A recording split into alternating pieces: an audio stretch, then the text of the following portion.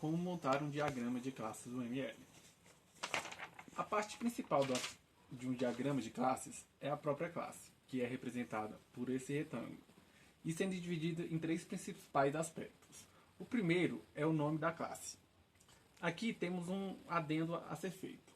Caso a classe não seja instanciado, o nome teria que vir em itálico. No nosso exemplo, estou utilizando a classe animal. Animal, como é uma classe não instanciada, ela está em itálico.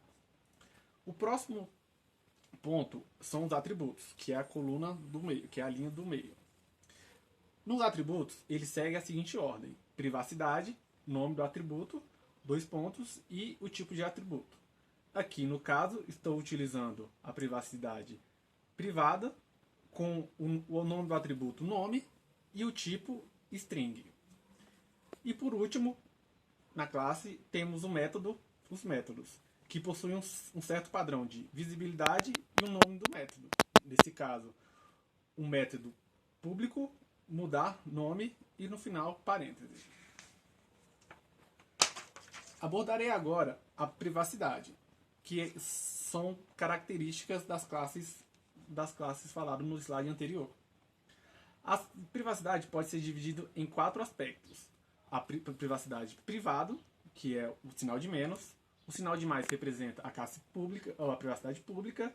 O jogo da velha, protegido, ou protect. E esse menos, o pacote padrão. Agora, irei usar o relacionamento entre classes.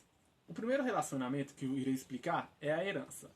Nesse caso, tem a classe animal e a classe leão. A herança é representada por essa seta apontando para animal, que indica que o leão herda as características da classe animal. Ou seja, ele herda o nome e os métodos mudar nome. A herança tem uma especificidade. Apesar de herdar o atributo nome e o método, ele pode ter os próprios métodos e os próprios atributos. O próximo relacionamento é a associação. A associação é uma ligação simples entre classes. Nesse caso, um leão faz uma ligação simples com a zebra. Um leão caça uma zebra. O terceiro tipo de relacionamento é a agregação, que é uma parte existe fora do todo. Nesse exemplo, estou usando o leão. O leão ele é uma agregação de alcateia de leões. Ou seja, se o leão sair da alcateia de leões, ele não deixa de existir. O contrário, temos uma composição. Uma composição significa que uma parte não existe fora do todo. Nesse exemplo, estou usando um mecanismo simbiótico existente na natureza.